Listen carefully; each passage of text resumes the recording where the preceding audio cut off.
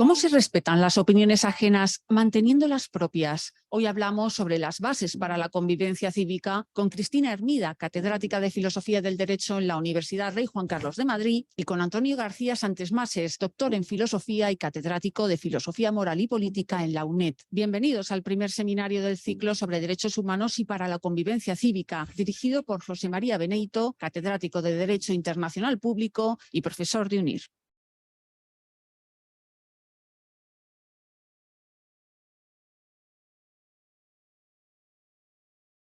Muy buenos días a todos y bienvenidos a este seminario con el que iniciamos un ciclo específico sobre los temas relacionados con la convivencia cívica. La convivencia cívica y en un sentido más amplio también la convivencia pacífica. Y lo que queremos es ver, por un lado, cómo influyen los derechos humanos en la convivencia cívica, pero más allá, volver a conversar sobre algo tan necesario como es la convivencia en el espacio público. Hemos perdido los referentes de una racionalidad común, de unos intereses comunes. Vemos que la política y el debate público se ha convertido en una especie de polarización permanente, de enfrentamiento, y el destino, el objetivo de este seminario y de los siguientes que vamos a celebrar, en donde vamos a analizar diferentes aspectos también relacionados con el derecho internacional, con el orden mundial. Vamos a empezar hoy hablando con dos muy destacados catedráticos de filosofía del derecho, pensadores. Y ya solo para decir un dato y que vean ustedes el pluralismo que tenemos en estos momentos en esta mesa y que queremos desarrollar a lo largo de todo el seminario: Antonio García Santesmases, que ha sido diputado del PSOE, dirigente izquierda socialista, hizo su tesis doctoral sobre marxismo y Estado. Y Cristina Hermida, que es catedrática de Filosofía del Derecho en Rey Juan Carlos, muy destacada, también experta en temas de derechos humanos y en relación con la ética, hizo su tesis doctoral sobre la ética de José Luis López Aranguren. Ahí ya tenemos una base y a la vez una diferenciación para empezar a iniciar nuestra conversación. Le empezaría preguntando a Cristina: parece como si las bases de la convivencia pública, política, se hubieran roto.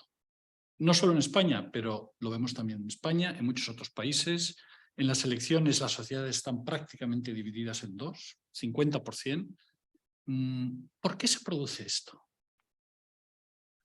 Pues en primer lugar me gustaría comenzar dando las gracias a José María Beneito por estar hoy aquí con todos ustedes en este seminario Derechos Humanos y Convivencia Cívica para debatir cuestiones como la que ahora me comentas.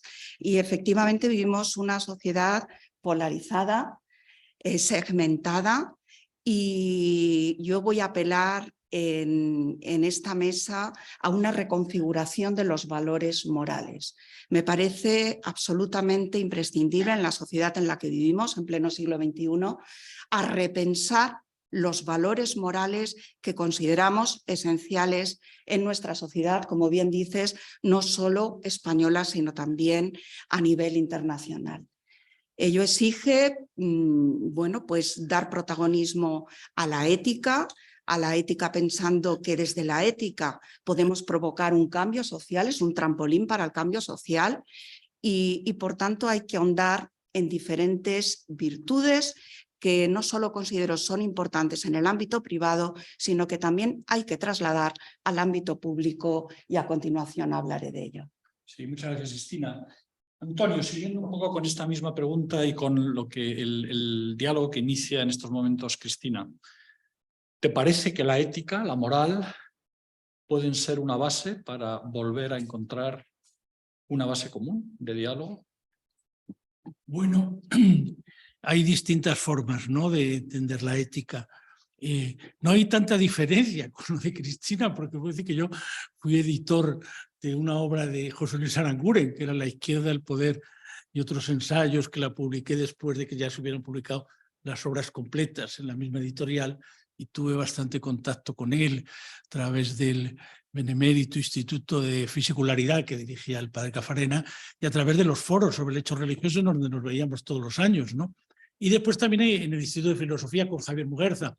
Entonces, hombre, Aranguren ahí mostraba algo muy importante, que era la tensión que siempre hay entre ética y política, ¿no? Entonces él ahí, por abrir poco el tema, él decía que hay como 4 modelos. Hay un modelo donde, pues de alguna forma hay un modelo de idealismo moral, de alguna forma el hombre que realmente es moral no puede entrar de ninguna manera en relación con la política porque perjudica completamente cualquier comportamiento moral. Hay un modelo de realismo político, el hombre que realmente es político, la moral le perturba, la razón de Estado es lo más importante, no se gobierna un Estado con Padre Nuestro, que diría Maquiavelo, pero él decía, bueno, hay otros 2 modelos, no es el idealismo, no es el realismo, que es uno, es el de la imposibilidad trágica, hay momentos en que ya, mire, no hay manera de conjugar, ya ponía pues el ejemplo de Sartre y el ejemplo de la resistencia, y otros ejemplos que eran muy de la cultura que él había vivido en los años 40 y 50, cuando escribió aquellas obras sobre el catolicismo día tras día y el catolicismo, protestantismo como formas de existencia. Pero decía, hay una tensión dramática, que era el modelo, donde sí hay una tensión, y él es de los primeros que trae lo de Weber, ¿no? Ética la convicción, ética la responsabilidad, hasta dónde llega una, hasta dónde llega la otra, qué tensión es la que se produce. Bueno, ese fue un camino que él abrió, que yo creo que de gran interés, es decir, porque de alguna forma la idea de él era que el intelectual era como lo que él llamaba el reformador moral, el moralista de nuestro tiempo. Entonces el intelectual, al intervenir, no usurpa el papel del político, considera que el político tiene una lógica, pero tampoco pretende quedar en puro silencio. Por eso la idea de la democracia como moral, que fue una de las cosas que él, frente a la democracia establecida en las cosas que él escribió durante la transición. Muy bien, pues vamos a empezar entonces, si os parece, con una primera presentación breve por parte de cada uno de los 2 y después entraremos en la conversación ya más detallada. Cristina, en relación sobre todo este aspecto muy amplio que queremos ir concretando, tú hablas de la ética profesional, tú hablas de la necesidad de unas virtudes públicas, cómo esas virtudes públicas se desarrollan a partir en gran medida de la ética profesional, cosa que es un aspecto muy interesante. Si quieres presentar inicialmente un poco tus ideas sobre este contexto. Bueno, pues como buena arangureniana que soy, me gusta siempre pues, explicar al auditorio de dónde procede etimológicamente el vocablo ética. Ética procede del griego ethos, entendido el ethos como carácter o personalidad moral. Y en los tiempos recientes, Adela Cortina, me parece muy interesante la observación que ha realizado respecto al ethos, porque ella no pone tanto el acento en el ethos individual, ¿no? Que cada uno pues, desarrollamos a lo largo de nuestra vida, desde que nacemos, ¿verdad?, hasta que morimos, que es cuando queda esculpida la personalidad moral del sujeto y digamos que el ethos se cierra. Y por tanto Adela Cortina lo que nos dice es que el ethos también hay que conformarlo entre todos a nivel social. Es decir, que no solo hay que insistir en la importancia de la conformación del ethos individual, sino también en la conformación de un ethos institucional, cosa que, por cierto, también señalaba Aranguren en su propuesta de la democracia como moral. Es decir, que yo creo que en la sociedad en la que vivimos falta pues, poner el acento en lo importante que es en preservar virtudes para que ese ethos institucional y ese ethos social sea mejor, ¿no?, que el existente. También es interesante observar que la ética es una ética que propulsa el cambio, ya lo he dicho antes, ¿no? Es una ética transformadora, es una ética que puede potenciar y dinamizar los cambios sociales en sentido progresista, diría yo. De tal manera que la ética también hay que verla, y es lo que yo defiendo, como una disciplina que tiende puentes. Para mí tiende puentes en 2 direcciones. Por un lado, la ética tendería un puente hacia la justicia, Es decir, que si preservamos los valores éticos esenciales, vamos a hacernos más justos. En este sentido, me posiciono en contra del escepticismo ético, corriente que está hoy en día también muy extendida. Y por otro lado, la ética, y esto lo señalaba muy bien Aristóteles en su Ética Nicómaco, tiende un puente a la felicidad humana. Tiende un puente a la felicidad humana.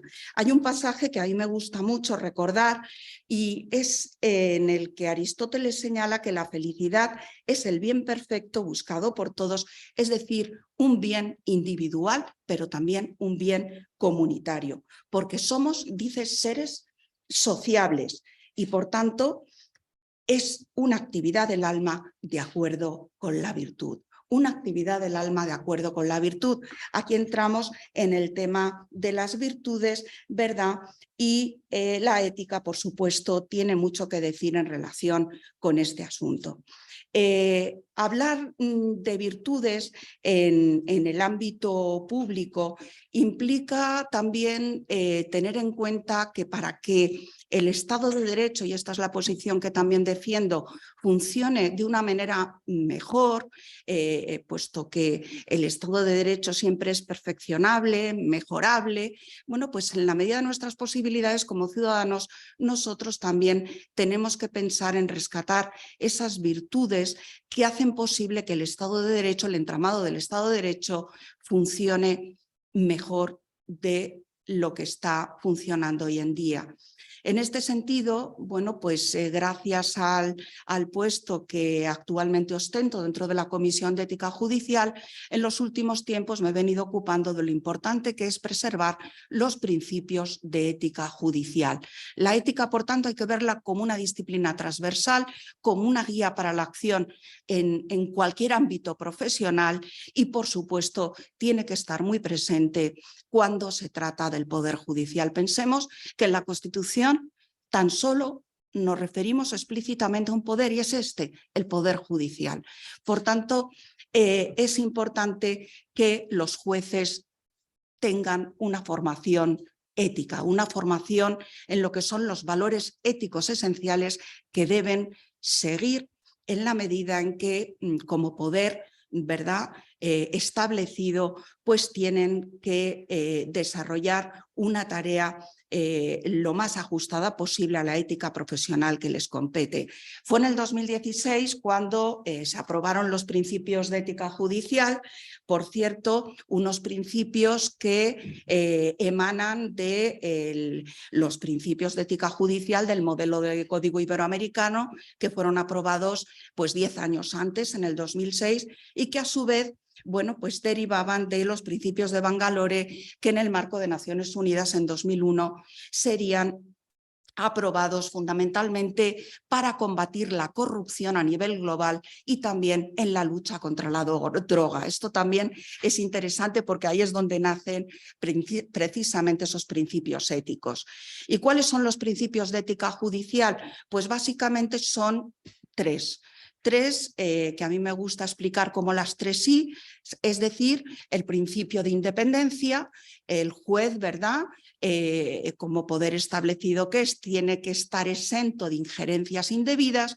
Ya lo decía Montesquieu, ¿verdad?, en El espíritu de las leyes, en 1748, bueno, pues hay que exigir que el juez sea independiente, en la medida de sus posibilidades, pero que, bueno, pues no se politice la justicia. Aquí, bueno, pues habría mucho que decir en relación con un dictamen muy sonado que, por supuesto, está colgado en la página web del Consejo General del Poder Judicial sobre el asunto de las puertas giratorias, que creo hace tanto daño al Estado de Derecho en nuestro país y buena muestra es pues, el informe, ¿verdad?, Greco reciente que denuncia esta situación como una situación alarmante en el caso español. El segundo principio es el principio de imparcialidad. Aquí ya no es tanto en la posición del juez con respecto al resto de poderes, sino en la posición del juez con respecto a las partes en el proceso. Aquí es importantísimo también bueno, pues formar a los jueces en lo que significan los prejuicios, en cómo bueno, pues se heredan los prejuicios ambientales ambientales, de cómo el juez tiene, por supuesto, que desarrollar el deber de escucha, pero no tanto el deber de escucha a lo que dicen las masas, ya lo decía María Zambrano, la masa es una degeneración del pueblo, ¿no? Y precisamente las minorías están para paliar ese desajuste. Por tanto, aquí también recomendaría un libro maravilloso que ha escrito Ignacio Sancho Gargallo, El paradigma del buen juez, en el que denuncia precisamente cómo hay sesgos cognitivos conscientes y otros inconscientes, y cómo el juez tiene que tener en cuenta pues, lo que llama él el prejuicio confirmatorio, el de afinidad, el de reconocimiento, es decir, diferentes prejuicios que al final te condicionan a la hora de redactar una sentencia y resolver pues, un conflicto jurídico. Y por último, un tercer principio, que también es un principio, me parece a mí, transversal y que presupone los dos anteriores, independencia e imparcialidad, que es el principio de integridad moral del juez. Esto falta también en nuestros días. Hace falta que los jueces sean ejemplares en términos morales. Falta ejemplaridad moral, es decir, que también y aquí es muy interesante el debate que existe actualmente, ya lo decía Antonio García Santos Mases, ética de la convicción, ética de la responsabilidad. Se puede hablar, como dice Elías Díaz, de una ética consecuentemente responsable, una ética, por supuesto, que apela a las convicciones, pero que no convierta al juez en un sujeto dogmático, sino que también revisa sus propias convicciones, es crítico consigo mismo, reflexiona y, como decía, bueno, pues todas estas cuestiones se pueden exigir al juez desde el punto de vista de la integridad.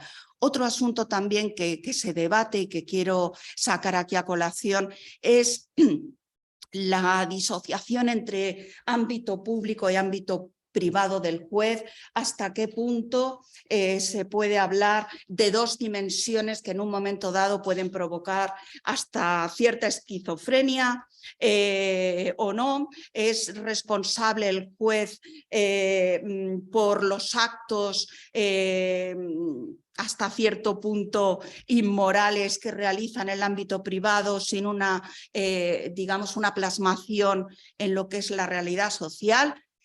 Bueno, pues estas cuestiones me parece que bueno, pues son imprescindibles en la sociedad en la que vivimos, hay que reflexionar sobre ellas y hay que exigir, bueno, pues que el engranaje del Estado de Derecho, como digo, funcione mejor a partir de, bueno, del respeto a lo que son las virtudes públicas. Yo en breve voy a...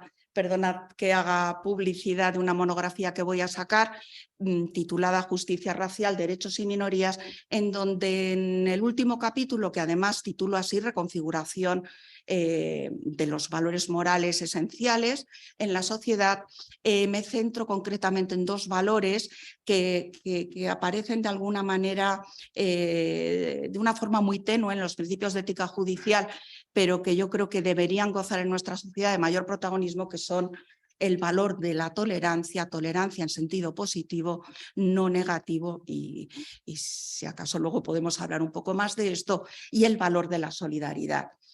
Bueno, pues son dos valores, virtudes que también yo creo que habría que impulsar en el ámbito público con el fin de que la convivencia cívica entre nosotros sea una convivencia pacífica y armónica y, por supuesto, siempre pluralista con respecto a los derechos de las minorías. Muchas gracias, Cristina. Antonio, ahí hay un montón de temas que volveremos sobre ellos después, pero antes me gustaría escuchar por tu parte, ¿dónde ves tú los fundamentos de la convivencia cívica? Tú has estado políticamente activo, viviste una época fundamental en España, que fue la transición, donde teóricamente existía un consenso por lo menos respecto a determinados objetivos. Parece que esos objetivos después se han perdido. ¿Consideras que tiene que haber de alguna manera un espacio prepolítico en el cual exista un cierto encuentro? ¿Dónde están los fundamentos de la convivencia cívica? Bueno, pues efectivamente, y a mí, al recibir la convocatoria y ver el resumen que ponías del seminario, me produce enorme atracción, porque ahí aparece mucho esa pregunta, ¿no? hay un tema de polarización, hay un tema de cuando... Y entonces eso plantea una pregunta. ¿Cuándo se jodió el Perú? ¿Cuándo se produjo la polarización? ¿Cuándo ocurrió esto? Porque efectivamente, y tiene que ver, si me permite, una anécdota personal de cómo lo vivía en la cabeza, una cosa que me pasó a mí, pintoresca, pues era el 31. Yo salí a hacer las últimas compras, entonces en el momento me sonó el móvil, no tenía el quién era. Entonces me dijo un señor, mire, soy del periódico de Objective, y entonces ha muerto Ratzinger, y le queríamos pedir un artículo. Yo dije, hombre, ¿y por qué a mí? Y dice, no, que el profesor Feijó tiene una gripe terrible y nos ha recomendado su nombre. Digo, bueno, y usted es profesor de filosofía de la religión. Digo, yo no, yo soy de filosofía política, pero sí le he considerado que es un tema importante. Bueno, pues veremos a ver cómo se lo hago y tal y cual. Bueno, artículo, tal. Entonces lo sacaron el día 1 y el día 2 me contestó el profesor Ollero en el mismo periódico, y de pronto llegó el día 3, ya 3 para tarde, estaba todo el mundo con Ratzinger y tal. Y pues me llegó un WhatsApp que había fallecido Nicolás Redondo. Y entonces viví una mezcla en mi cabeza de ir a la Capilla Ardiente el día 4 y el día 5 salir de casa, había puesto en la televisión un poco las imágenes que había del funeral de Ratzinger y de allí ir al cementerio civil al entierro de Nicolás Redondo. Era como 2 mundos, ¿no? En la cabeza de uno lo que uno ha vivido. Y tiene un poco que ver con esto que planteas, es decir, de alguna manera, cuando se hace el consenso del 78, esta pregunta que vosotros planteáis con mucho acierto, ¿cómo se combina la identidad y la negociación? Pues yo siempre recuerdo que mi maestro Gómez Llorente decía, una cosa es el consenso fáctico, otra cosa es el consenso moral. El consenso fáctico es hasta dónde podemos llegar y cómo cedemos los dos. Pero eso no quiere decir que para ninguno de los dos eso sea el ejemplo máximo de la ciudad justa. Él ponía, por ejemplo, pues el tema del artículo 27 de la Constitución, el tema de la educación, todos los debates que eso llevó, pues había pues todo un debate de cada uno tenía un determinado modelo. Libertad de enseñanza, libertad de cátedra, derecho de los padres, después lo que llevaría al tema de la personalidad moral, el ideario en los centros, pluralismo ideológico dentro de los centros, escuela pública unificada que venía a la etapa de la República, bueno, que había que hacer cómo se llegaba a un acuerdo y cómo a partir de ahí había diferencias de modelos, cada uno mantenía, es decir, tenía que ver con la idea de qué quedaba de la laicidad, qué quedaba del laicismo, desde la perspectiva de Gómez Llorente y desde la perspectiva de los que venían del mundo más católico, cómo se hacía la relevancia de lo que llamó Fierro la recatolización de lo privado, la familia, la educación, etc. Pero lo que había era la idea de que tú cedías, pero tú tenías como una personalidad propia. Y de alguna forma la imagen de los dos, de Redondo y de Ratzinger, teniendo la misma edad, refleja un poco eso. Es decir, el señor que viene del movimiento obrero organizado, que es niño de la guerra, que ha estado en el antifranquismo, que ha vivido la vinculación de que un sindicato es completamente decisivo para crear un partido, es, digamos, un modelo más parecido a lo que los politólogos llaman partido burocrático de masas, partido, bueno, lo que era la socialdemocracia de alguna forma clásica, que de alguna forma intentaba ir desde la cuna hasta la tumba, es decir, dar un sentido, dar una identidad. Y en el caso de Ratzinger, bueno, es en un sentido más dramático al principio, porque claro, viven lo que son su juventud todos los años del hitlerismo y los años de lo que después va a ser el Holocausto, la vuelta a Alemania, lo que eso significa, la época posterior, pero algo que los dos, como fueron tan longevos, vivieron. Imaginemos nosotros cómo podía imaginarse Ratzinger viviendo en Italia, pasar de toda la complejidad y la oscuridad de Andreotti al bunga bunga de Berlusconi. Claro, que aquello debió ser una cosa ya increíble. Es decir, bueno, esto ya ha cambiado, Salvini, Berlusconi, ¿por dónde va esto? Y bueno, en el caso de Redondo, pues efectivamente mucho más desgarrado al ver que su propio modelo, donde estaba unido un partido y un sindicato, le hace que él tenga que hacer huelgas generales contra el gobierno de su propio partido, que tenga que reivindicar entonces la autonomía de ese movimiento obrero, y de pronto cuando eso viene la crisis del 2008, pues todo eso se desborda, el 2009, el 2010, el 15M, donde aparece, bueno, pues como de alguna forma los sindicatos, los partidos completamente desbordados por un tipo de demandas que quién las recoge. Entonces, ¿cuándo cambia la cosa? Bueno, cambia porque no hubiera consenso. Hubo consenso, se ha insistido muchísimo en el consenso, se ha intentado revitalizar el consenso, hay muchísimas plataformas, pero hay momentos en que tanto a derecha como a izquierda eso se rompe. En el caso de la izquierda, claramente hay un problema al principio generacional muy fuerte. Hay una generación, los que estamos en la universidad lo vivíamos, ¿no? De 15M, de que no se sienten reconocidos en la derecha ni en la izquierda, pero afectaba más a la izquierda, a la parte de los sindicatos, no se sienten reconocidos, esa capacidad. Y en la derecha eso va evolucionando. De pronto ya, tiempo después será lo de Trump o lo de Bolsonaro, pero antes estaba lo de Berlusconi, lo de Salvini, empieza Alternativa por Alemania, empieza lo de Le Pen, empieza algo que rompe ese modelo. Entonces ahí hay un modelo europeo donde había habido unas fuerzas liberales por un lado, socialdemócratas por otro, democristianas por otro, que eso estalla porque surge una cosa Alternativa por Alemania o el partido de Le Pen, etcétera, que va rompiendo eso. Y en el caso español, al principio es el fenómeno de que no, que supuestamente es solamente a la izquierda, que eso no va a llegar a ocurrir hasta que viene la sorpresa, ¿no?, de las elecciones andaluzas del 2018, la aparición con fuerza de Vox, y eso sigue manteniéndose. Por tanto, hay ahí una circunstancia que eso se rompe.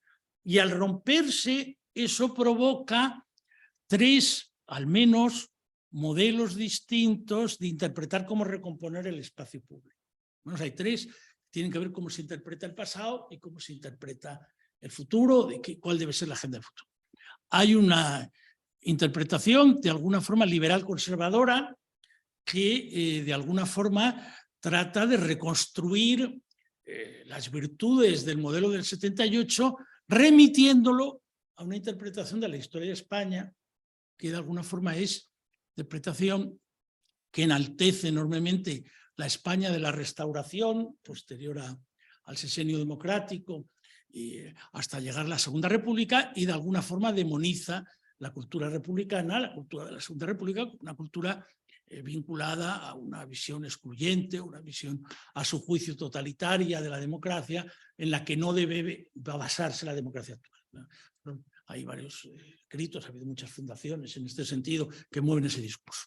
Ese discurso liberal conservador se ha reforzado de alguna forma, en parte, por un discurso, un segundo modelo, que cuando estábamos Andrés y yo entonces en el Parlamento, empezó, que era el discurso de donde, claro, era, si lo recuerda Andrés bien, en aquel modelo que tenían, digo Andrés, el profesor Andrés Ollero, para que no sepan los que están, que nosotros lo estamos viendo, en el momento que tenían aquel pacto que funcionaba de una forma tan, como diríamos, tan rotunda entre el Partido Popular, Convergencia, el PNV, etcétera, que yo recuerdo, solo hay un momento en los 4 años en que el gobierno rompe, el gobierno de entonces minoritario anal, pierde, y pierde una cosa que no tenía mucho efecto político inmediato, pero sin embargo tuvo un gran efecto social, que era un decreto, más que un decreto, una proposición no de ley sobre el tema de las humanidades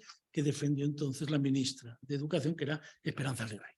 Y hace que tenga en contra al PNV, a Convergencia, lo que Gallego no apoyaba es diciendo que de ninguna manera, que esto es una enseñanza de la historia Menéndez-Pelayista, y es cuando empiezan a mover lo de la Declaración de Barcelona, la idea de que Galeusca, etcétera, todo eso ahí empieza y deja muy desconcertada a la izquierda, porque claro, la izquierda estaba entonces, o estábamos, yo era diputado, poco todo el mundo estaba con la LOCSE y con la política educativa, y de pronto aquello era un debate ideológico de primera magnitud. Es decir, unos te decían que tenías que recomponer tu identidad aceptando que la restauración era el auténtico régimen democrático, te ponían un problema terrible. Entonces, ¿para qué habías creado el PSOE? Si la restauración funcionaba tan bien, pues mire usted, con Cánovas y Sagasta había llegado, ya no hacía falta que Pablo Iglesias creara un partido. Es decir, ese modelo de enaltecimiento de la restauración lleva a eso. Hay un segundo modelo que era de pronto decir, bueno, pero ¿esto dónde va? Pues esto va a un modelo confederal, un modelo donde antes o después se tiene que producir una plurinacional que desemboque en estados propios, con lo cual tampoco era la posición de la izquierda, y es a partir de ahí donde empiezan a producirse, ya con la llegada de la nueva generación, un nuevo que va a ser lo de tema de la ley de la memoria histórica, tema del patrimonio recuperado, el tema de los desaparecidos, y lleva ya hasta la situación actual. Por tanto, está todo, cada uno de los tres bloques está fisurado, porque no todos en los independentistas entienden lo mismo, no todos en el mundo liberal conservador entienden lo mismo y no todos en el mundo de la izquierda o de las izquierdas entienden lo mismo, porque hay a la vez un elemento generacional. Es decir, termino con esto, el elemento generacional hace que cuando tú tratas en clase de explicar o haces trabajos de fin de grado, fin de máster y tal, pues de pronto, por lo menos en filosofía, hubo un momento que la atracción por la clau y tal era impresionante. Y de pronto pues, Aranguren quedaba como una cosa en el pasado completamente, o tierno, es decir, no, estaban allí la clau para arriba, para abajo, entonces era otro modelo. Y eso es lo que veo yo, esa diferencia de cómo se recompone, responde al menos a estas tres culturas, estas tres políticas de memoria. Sí, muy interesante, Antonio. Efectivamente, esos son elementos, ¿no?, del intento de analizar por qué ha ocurrido y por qué está ocurriendo lo que está ocurriendo. Pero hay muchos otros elementos, ¿no? Cristina, vamos a seguir un poco. El tema de las minorías. Sin ninguna duda, hay una clave que es la crisis del 2009 en todo este proceso que hemos vivido, es lo que tú apuntas. Yo viví eso desde el Parlamento, esa es mi etapa en el Parlamento, en la cual el movimiento del 15M, cuando se radicalizan las posturas y hay una sensación generalizada de una parte de la población de que ha sido engañada. Y esto ocurre en todo el mundo. Es decir, hay una minoría que incluso en esa situación se ha enriquecido y sin embargo nosotros hemos estado siendo engañados por una élite, ¿verdad?, que es extractiva y que se está aprovechando de la situación. Esto cala en partes importantes, no solo en los indignados, sino en una cierta parte de la sociedad. Pero creo que hay, digamos, longue durée también. Hay procesos de larga duración que vienen de mucho antes, que posiblemente hay que situar en el post-68, en la deconstrucción, en la pérdida de confianza en la razón y en la racionalidad como algo común, ¿no?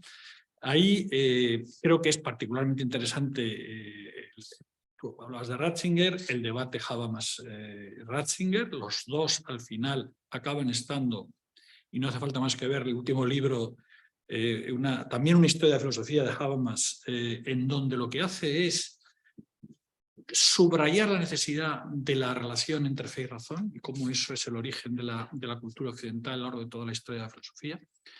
Pero el tema es las minorías y esta idea de que los derechos solo pueden ser derechos de las minorías, es decir, derechos políticos y no derechos vinculados a una idea común, ¿no? Llamémosle de naturaleza, llamémosle prepolítica, en la teoría contractualista.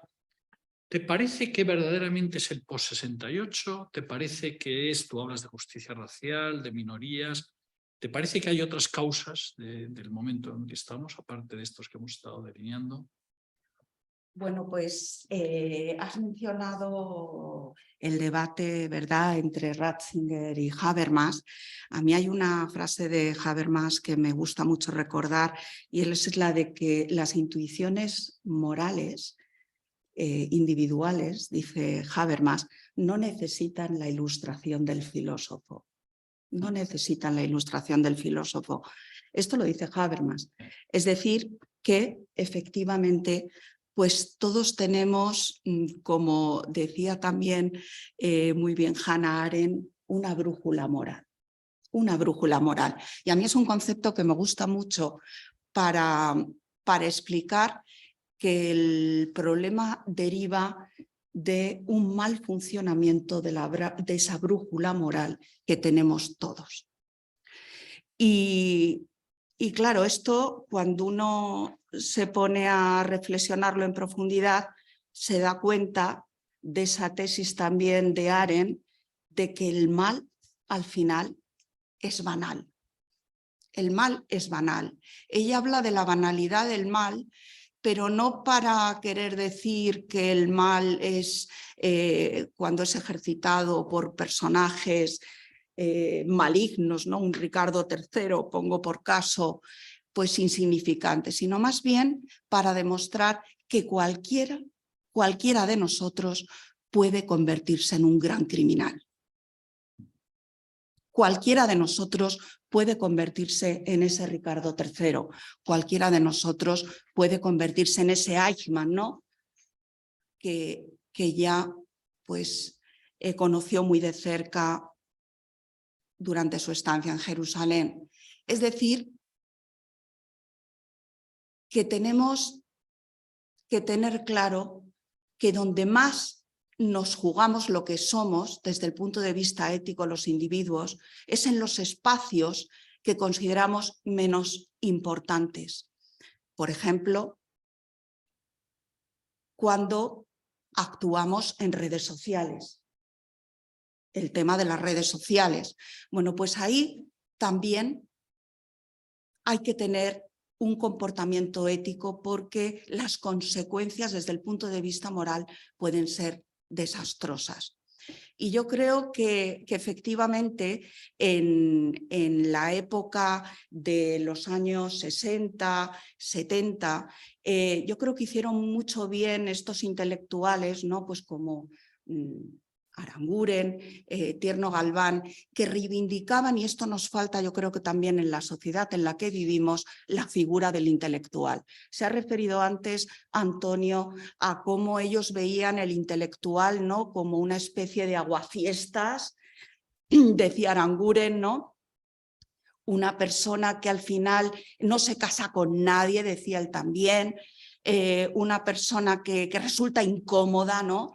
Y él reivindicaba 3 dimensiones para el intelectual que yo creo que hacen también mucha falta. Por un lado, la dimensión crítica, la crítica, pero no la crítica que hacen hoy en día los medios de comunicación, que es una crítica que también está muy mediatizada por los grandes partidos, por incluso movimientos sociales con mucha fuerza. Hace falta una crítica que al final sea una crítica independiente. También la dimensión moral, ¿verdad?, que tiene que tener todo intelectual, ¿no?, de tratar de moralizar a la sociedad sin necesidad de caer en el paternalismo, por supuesto, y también esa dimensión utópica de buscar un modelo a futuro, no solo mirando al pasado, porque el pasado lo conocemos muy bien y sabemos de dónde venimos, pero necesitamos también ir a la búsqueda, me parece a mí, de modelos que encajen, ¿no?, en una sociedad que ha avanzado tecnológicamente de una manera tremenda, ¿no? Y yo creo que esto también provoca un desajuste para ciertas generaciones, ¿no?, a las que les cuesta subirse, ¿no?, a ese carro de las nuevas tecnologías y que, por tanto, la situación no es fácil, pero sí creo que tampoco podemos quedarnos anclados en el pasado, ¿no?, o en esos modelos que explicaba muy bien Antonio, que al final terminan polarizando a la sociedad, ¿verdad?, unos porque pertenecen, ¿no?, a la defensa de ese modelo de la restauración, los otros que tratan. Creo que hace falta de alguna manera equilibrar posiciones, hace falta más diálogo, y para que el diálogo sea un diálogo constructivo, vuelvo de nuevo a la ética. Hay que volver a lo que son los valores esenciales de la ética para que sea un diálogo en el que todas las posiciones tienen cabida, eso sí, siempre que, como dice Dworkin, ¿verdad?, no se traspasen determinados límites morales, ¿no? Y ahí estaría, por ejemplo, pues el principio de la dignidad humana, ¿no? O como dice Ottfried Hoffe, ¿no?, no llegar a ser tolerantes con los intolerantes, ¿no? Bueno, pues yo creo que hace falta construir ese diálogo, esa condición dialógica habermasiana, pero siempre desde una base ética.